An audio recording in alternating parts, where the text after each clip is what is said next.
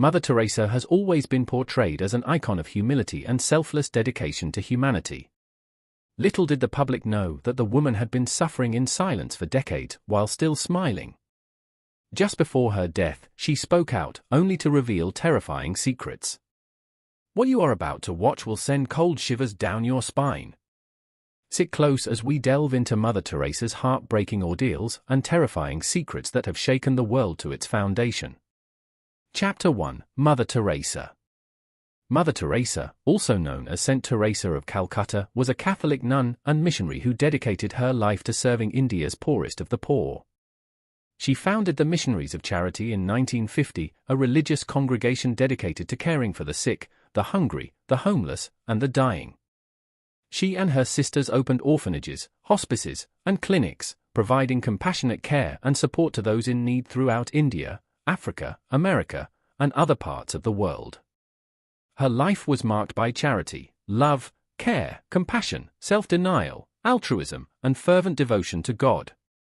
She denied herself marriage and all forms of recognition, including the monetary rewards accompanying the Nobel Peace Prize she won in 1979. She directed that the money be donated to care for people in the Missionaries of Charity's orphanages and elderly homes. But was Mother Teresa's life always perfect, both spiritually and physically? Certainly, a woman of global impact and influence was perceived as perfect without any affliction. The devil has always tried to undermine people of good virtue, like Mother Teresa, by afflicting her faith, which has caused people to doubt her faith and works and question if she was flawless, as most of her writings were revealed after her death. Well, it turns out there is more to what we all knew and heard about her. What are the terrifying revelations we just found out about her? Keep watching. Mother Teresa is one of the devoted saints of the past who experienced the dark night of the soul. The dark night of the soul is a spiritual hypothesis that refers to a period of severe inner struggle, doubt, and feelings of spiritual emptiness or separation from God. It is often associated with the Spanish mystic and poet Saint John of the Cross, who wrote about his own experiences of spiritual desolation in his poem The Dark Night. Saint Francis of Assisi, the beloved saint known for his deep love of nature, simplicity, and devotion to God, is said to have experienced his own dark night of the soul. Although historical records do not provide a detailed account of this experience, it is believed that Saint Francis experienced periods of spiritual desolation and inner struggle in his quest for a closer relationship with God. During these dark nights, Saint Francis may have felt abandoned, doubtful, or spiritually dry. He endured these challenges with faith, perseverance, and prayer, ultimately emerging from them with a deeper understanding of God's love and a stronger commitment to his spiritual path. Well, will it be the same with Mother Teresa? Mother Teresa's dark night of the soul refers to a period of spiritual desolation she experienced, during which she felt an extreme sense of spiritual emptiness and doubt in her faith. This inner struggle lasted for decades, during which she continued her humanitarian work despite feeling disconnected from the presence of God. Her perseverance through this profound spiritual trial has made her an enduring symbol of faith and resilience. This period of Mother Teresa's life lasted for decades. It was characterized by internal struggles, hopelessness, and desolation as she grappled with doubts about God's existence, the meaning of her faith, and whether her actions were helping humanity. Her private letters and conversations with her confessors later revealed these inner turmoils and desperation. Mother Teresa died on the 5th of September, 1997. Since then, new information has begun to surface concerning the details of her interior life. This information surprised and even shocked many who had lived close to her for years and thought they knew her well. For it now emerges that, in marked contrast to the shining, external radiance of Mother's presence among us, her inner world, the unseen, hidden places of her mind and heart, were, for many years, and to our great bewilderment, caverns of a seeming emptiness, zones of almost total darkness. No wonder she could exclaim in a letter written once to a priest, "If I ever become a saint, I will surely be one of darkness." This darkness was not an experience of depression or despair. Rather, it was the shadow cast in her soul by the overwhelming light of God's presence. God was utterly present yet utterly hidden. His intimate, purifying love was experienced as a devastating absence and even, on occasion, as a complete abandonment. On the 17th of May, 1964, she described the state of her soul with these astonishing words: to be in love and yet not to love, to live by faith and yet not to believe. To spend myself and yet be in total darkness. And again, some years earlier, on the 28th of February, 1957, she wrote, "There is so much contradiction in my soul. Such deep longing for God, so deep that it is painful, continual suffering, and yet not wanted by God, repulsed, empty, no faith, no love, no zeal, and heaven means nothing. It looks like an empty place yet, this torturing longing for God." Apart from the revelations concerning the night that Mother Teresa endured for so long, one other remarkable secret that has come to light since she died in 1997 is a secret that she tried for years to keep hidden with characteristic modesty. As well as being a woman of enormous practical kindness, Mother Teresa also received a series of mystical visions and expressions. She experienced these graces immediately, or almost immediately, before beginning her work in the slums for the poorest of the poor. Jesus asked her directly and most vividly to change her life utterly and requested that she establish a new religious society or community of nuns. "I want Indian nuns, missionaries of charity, who would be my fire of love amongst the poor, the sick, the dying and the little children." In 1946, Mother Teresa wrote, "In all my prayers and holy communions he is continually asking, 'Wilt thou refuse?'" Frightened at the thought of what was being asked of her, and conscious of her littleness and weakness, Mother Teresa replied, "My own Jesus, what you ask is beyond me. I can hardly understand half of the things you want. I am unworthy, I am sinful, I am weak." But, by way of response to these words, at some point later in the interchange between them, she hears Jesus saying to her, "You are, I know, the most incapable person, weak and sinful, but just because you are that, I want to use you for my glory. Wilt thou refuse?" And again, "Fear not. It is I who am asking you to do this for me. Fear not, even if the whole world is against you, laughs at you, your companions and superiors look down on you, fear not, it is I in you, with you, for you." Mother Teresa felt a profound sense of emptiness and loneliness during her darkest moments, even as she cared for the poor and sick in Calcutta. She described feeling like she was living in a state of darkness and that God was distant or absent from her life. Despite these struggles, Mother Teresa continued with her persistence, work, and relentless trust in God's plan. The reality of being chosen for this particular work, in this particular way, was a matter of continual astonishment to Mother Teresa. She remarked on 3 or 4 occasions, "In this age, more than in any other, God wants to use nothing." Nothing, I discovered, was a word she often liked to use. On another occasion, she declared, "Father Paul, when you discover your nothing, rejoice." Here, as much as the accent of joy, the note of liberation is speaking. What Mother Teresa means by being nothing is in no way connected to the cold imprisonment of self-mistrust or what is now low self-esteem. Mother Teresa says, "People are drawn to God when they see my strong faith." Is this not deceiving people? More than once, in her private writings, Mother Teresa put this question to herself, and with manifest bewilderment. The root cause of her bewilderment was the marked contrast between, on the one hand, the fountain or river of blessing which seemed to pour out, through her, to others from God and, on the other hand, the utter coldness, darkness, and aridity of her interior spirit. On one occasion, Mother Teresa confessed, "When I open my mouth to speak to the sisters and people about God and God's work, it brings them light, joy, and courage. But I get nothing out of it. Inside, it is all dark, and feeling that I am cut off from God." It would appear then that, about the question of her darkness, Mother Teresa herself remained confused for many years. On the 8th of November, 1961, she wrote, "I don't know what is happening to me." And again, earlier in the same year, "My very life seems so contradictory." No wonder she could, on one occasion, find herself praying, "Jesus, don't let my soul be deceived, nor let me deceive anyone." Indeed, Mother Teresa often approached God in deep poverty of spirit. But, simultaneously, with an equal profundity of spirit, she trusted absolutely in His love for her. Yes, there were trials she had to undergo, and there was darkness to be endured. But, for all that, she was His little one, His spouse, and His beloved. At the close of a strikingly beautiful meditation, composed when she was seriously ill in hospital in June 1983, she wrote, "Jesus, I love with my whole heart, with my whole being. I have given him all, even my sins, and he has espoused me to himself in tenderness and love." Mother Teresa's experience of the dark night of the soul has been seen as a testament to the depth of her faith and her willingness to endure suffering for the sake of others. It also serves as a reminder that even the most devoted and saintly individuals can face periods of doubt and spiritual crisis. Mother Teresa's journey through the dark night of the soul exemplifies perseverance, faith, and trust in God's mysterious ways, even amid profound suffering and uncertainty. Her ability to continue serving others with love and compassion despite her inner struggles is a powerful testament to the strength of her character and her commitment to her calling. But why would a woman who so passionately loved her God go through all that? Still, people picked some flaws in her life. Why was she emotionally and psychologically tortured with endless controversial claims? Chapter 2: Controversies about Mother Teresa.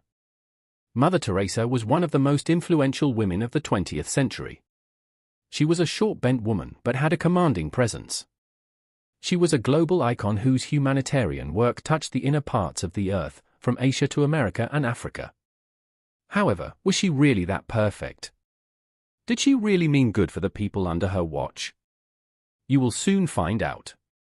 Dr. Jack Prejer was a British doctor who treated the poor for free from 19772. One day, she encountered Mother Teresa's works in a BBC documentary. Moved by her generosity and sacrifice, she started working with her but soon discovered that most of her reputation was false. According to Dr. Prejer, great things should have been done in terms of modern medical care. Dr. Prejer testified that there was no proper medical care in Mother Teresa's ashram. All the patients had shaved heads, no chairs anywhere, and just stretcher beds, similar to the First World War stretcher beds. There was no garden, no yard, even nothing. 40 to 60 men and women were compacted in one room and the same case in another room, with injection needles that were no longer sharp and repeatedly used in many people. Painkillers were not available for people with severe pains, like the case of a young lady who went there with terrible burns, but there were no painkillers at least to subside her predicament. However, Dr. Prejer managed to get morphine and smuggled the morphine into this woman and helped her wither her pain, and the defense always was, "We are not a medical order." Despite receiving millions and billions of dollars as donations, Mother Teresa wasn't providing medical care to the houses she administered.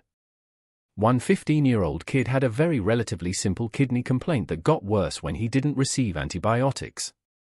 Consequently, he needed an operation, and she said, "Well, they will not take him to the hospital." I said, "Why?" "All you have to do is get a cab, take him to the nearest hospital, demand that he has treatment, and get him an operation." She says they don't do it. They won't do it. If they do it for one, they must do it for everybody. And I thought, but this kid is 15 years old. Mother Teresa let that 15-year-old kid, who could have possibly survived a simple medical operation, writhe in pain. Mother Teresa had enough money to run a modern hospital for these patients and the poor, but Mother Teresa didn't do that. When people questioned her unconventional ways, she said, "We are not social workers, the work is only a means to put our love for Christ into action." Despite also receiving medical supplies as donations, she never used them. The spiritual mission of Mother Teresa was characterized by pain and suffering. Could this be the effect of the spiritual silence she suffered? Mary Johnson, who formerly worked as a missionary for 20 years, left Mother Teresa's cult and wrote her reasons for leaving this cult in her book. The lives of these nuns in missionaries of charity were filled with manipulation, exploitation, and abuse. Mary Johnson describes a strict regimen of work and prayer, enforced silence, and severe punishments for breaking the rules. Many of the nuns who joined Mother Teresa's order were young and inexperienced, often from poor backgrounds, and vulnerable to manipulation. Mary Johnson's account raises serious questions about the true nature of Mother Teresa's organization and the extent of her involvement in its day-to-day operations. In conclusion, while Mother Teresa's legacy as a symbol of compassion and selflessness endures, these revelations about her private struggles and the controversies surrounding her work serve as a reminder that even the most revered figures are complex and flawed human beings. It is important to critically examine the actions and motivations of historical figures, even those who are widely celebrated, in order to gain a more nuanced understanding of their impact on the world. The controversies surrounding Mother Teresa were quite hard. The nuns were told to live in poverty, and they were sent to beg. At the same time, Mother Teresa had all the money in the world. Nuns were only given 2 sets of saris, a traditional garment in India, and they were not allowed to take baths daily. Moreover, they were prohibited from going out alone, watching television, reading newspapers, or speaking with people outside the ashram. They were not even allowed to meet their own families. All communications with the outside world except the once-a-month home letter were prohibited, including talking with co-workers about anything other than work. It is important to note that these aren't confirmed truths, but controversies from those who worked with graced Mother Teresa. How did Mother Teresa navigate this well of endless controversies? Could any of these claims be true? Keep watching to find out. Chapter 3, Yes to God. As the years of darkness came and went, Mother Teresa slowly began to see them as something different from the dark night of the soul described by John of the Cross and experienced by Thérèse de Lisieux. She concluded that it was an essential part of her vocation as a missionary of charity. Even as a teenager in Skopje, Teresa longed to serve the poor. When she became a missionary nun, she spent her Sundays roaming the slums around the Loreto compound, bringing relief to the poor. When she received the call within a call, she dedicated the rest of her life to giving the poor, the sick, the lonely, and the dying the love the world had denied them. Moreover, she voluntarily took on their poverty as her own. Teresa dedicated her life to this work because she believed that Christ demanded it of her. As she often said, when she succored the poor and the sick, she ministered to Christ in his distressing disguise, the Christ who thirsted. So, it was inevitable, given that she shared in the suffering of the people she served, that she eventually discerned her inner poverty as a share in the suffering of Christ himself. She remembered the oath she'd made back in 1942. Never to deny God anything asked of her, and she realized that loyalty to the oath meant embracing God's withdrawal. We must know exactly what is in our yes to God. Yes means I surrender, totally, fully, without any counting the cost. It meant accepting whatever God gave and giving whatever God chose to take away. And for Teresa, it meant accepting the burden of Christ's passion. When she was allowed that insight into the nature of her darkness, she recognized it as an inevitable aspect of the call within a call. She would go so far as to say that she loved the darkness because it was a very, very small part of Jesus' darkness and pain on earth. Mother Teresa wholly focused on her mission of serving the poorest of the poor. Endowed with a kind heart and human empathy, she was, however, never a standoffish person. She possessed, in fact, a very lively sense of humor, and few things pleased her so much as the exuberant joy she witnessed, again and again, in the young women who came to join her congregation to work for the poorest of the poor. About one group of Missionary of Charity's aspiring members, for example, that she visited just before setting out on a train journey in 1966, she wrote, "The Epiphany aspirants, 34 in number, young, healthy, full of zeal, make the house vibrate with laughter. I have had little chance to enjoy their company, but I can hear them even in the train, as my heart and mind are very close to them." In her life, Mother Teresa was always the first to catch a joke in a homily or to see the humor in any given situation. Writing to a friend, on one occasion, from whom it would appear, she hoped to receive a letter, and soon, she made the following complaint: "When I write regularly, the sisters say I am in the first class, if less, second and third class. When I neglect them, they say I am in 0 class. I think I will also put you in 0 class if you don't write." Again, something of Mother Teresa's sharp wit and great good humor is apparent in a comment that she made during a talk delivered in 1981. "Once I was asked, 'What will you do when you are not Mother General anymore?' I said, 'I am first class in cleaning toilets and drains.'" Mother Teresa narrated a story in Rome at the convent at Dono di Maria. That story she narrated was not really a story in any ordinary sense of the word. It is, in fact, the account of a dream she had had many years before. As she expressed the details of the dream, Mother Teresa didn't laugh outright at any stage, but there was laughter in her eyes from start to finish. Here is the dream, as she told it: "One night during the first months of my work in the slums of Calcutta, I had a dream. It was like a vision. All of a sudden, I found myself at the gates of paradise. And I was delighted, filled with joy. But just as I was about to walk through the gates, St. Peter came out and blocked my way. "You can't come in here," he said, "there are no slums up here." I was furious with Peter. And I immediately told him, "All right, I will go back. But I'm going to return here, Peter. And I will fill this heaven of yours with all my people from the slums." So funny. This took place on the 26th of October, 1994. But how did Mother Teresa become a saint? Was she worth the title?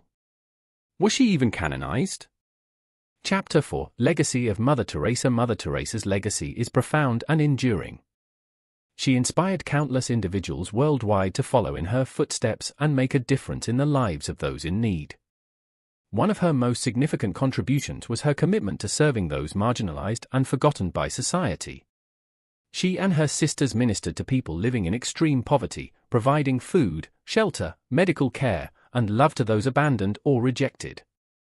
Mother Teresa believed that every person deserved dignity and respect regardless of their circumstances, and she worked tirelessly to alleviate their suffering. Mother Teresa's work extended beyond physical care to encompass spiritual nourishment. She believed that the greatest poverty in the world was not material deprivation but spiritual emptiness and loneliness. Through her example of selfless service and compassion, Mother Teresa inspired others to cultivate a deeper sense of empathy and kindness towards their fellow human beings. She emphasized the importance of love, forgiveness, and humility in building a more compassionate and harmonious world. Mother Teresa's legacy also includes her advocacy for peace and justice on a global scale. As a Nobel Peace Prize laureate, she spoke out against war, violence, and injustice, calling for reconciliation and understanding among nations and religions. Mother Teresa believed that true peace could only be achieved through love and compassion, and she encouraged individuals to work together for the common good.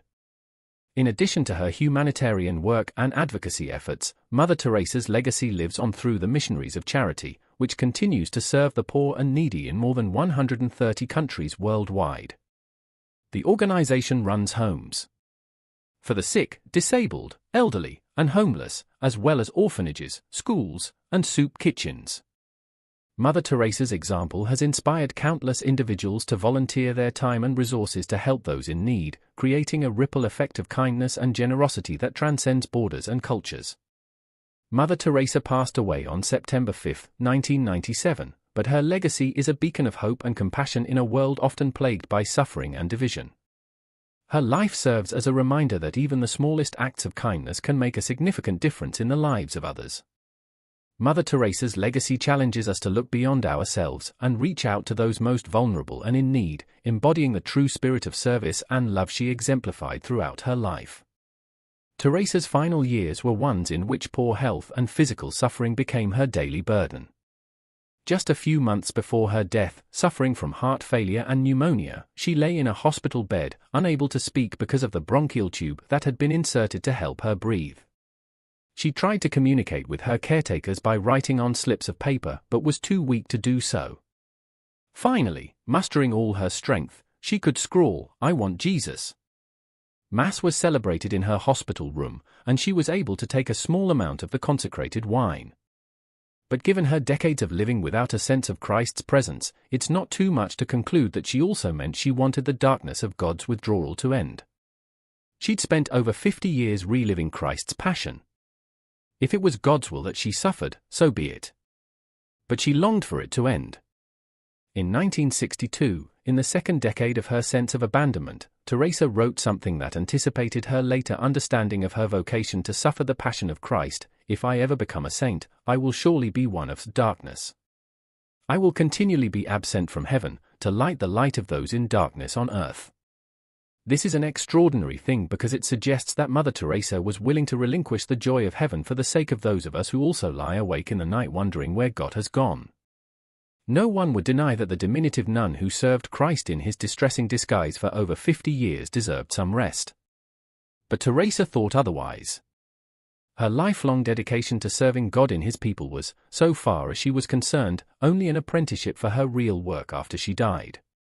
Chapter 5, Canonization of Mother Teresa. The canonization of Mother Teresa on September 4, 2016, was a momentous occasion that marked the climax of a long and meticulous process that recognized her extraordinary life of service and devotion to the poor and marginalized.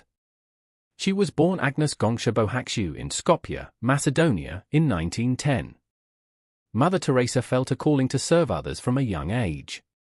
At 18, she joined the Loreto Sisters and traveled to India, where she took her final vows and became known as Sister Teresa. Mother Teresa's journey to sainthood began with her tireless work in the slums of Kolkata, India, where she founded the Missionaries of Charity in 1950. The organization focused on providing care and support to the poorest of the poor, including the sick, orphaned, and dying. Mother Teresa's selfless dedication to serving others earned her international recognition and numerous awards, including the Nobel Peace Prize 1979. Despite her fame and accolades, Mother Teresa remained humble and focused on her mission of love and compassion. She once said, "Not all of us can do great things, but we can do small things with great love." This simple yet profound philosophy guided her work and inspired countless others to follow in her footsteps. Mother Teresa's canonization procedure began shortly after she died in 1997. The Catholic Church carefully examined her life, writings, and works to ensure that she met the criteria for sainthood.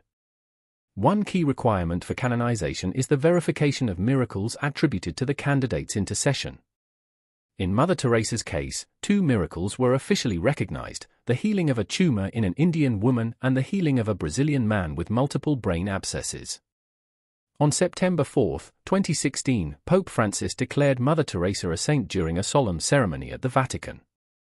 The canonization of Mother Teresa was a cause for celebration not only for Catholics but for people of all faiths and backgrounds who admired her unwavering commitment to serving the poor and vulnerable. Saint Teresa of Calcutta, as she is now known, continues to inspire millions around the world with her example of love, compassion, and selflessness. The canonization of Mother Teresa was a fitting tribute to a remarkable woman whose life embodied the values of faith, service, and humility. By recognizing her as a saint, the Catholic Church honored her legacy and provided a shining example for future generations to emulate. Saint Teresa of Calcutta's message of love and compassion remains as relevant today as it was during her lifetime, reminding us of the power of kindness and selflessness in making the world a better place. Thanks for watching this video. While you're still here, check out the other videos you see on your screen.